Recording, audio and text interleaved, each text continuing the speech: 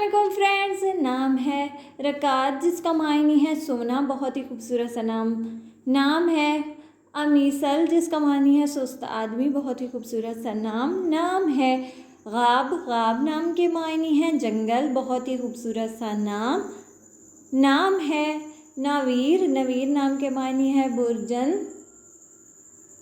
नाम है अब्दुल नूर जिसके मायने है नूर का खादिम, बहुत ही खूबसूरत सा नाम अब्दुल नूर। समारिया जिसका मतलब है वॉच टावर, बहुत ही खूबसूरत सा नाम समारिया। नाम है मुत्तसिब जिसका मतलब है वो जो खुदा के इनामात का तालिब है, बहुत ही खूबसूरत सा नाम। नाम है मुहिब जिसका मतलब है काबिल एहतराम या प्यार करने वाला। नाम है तौफीफ जिसका मतलब है छोटा।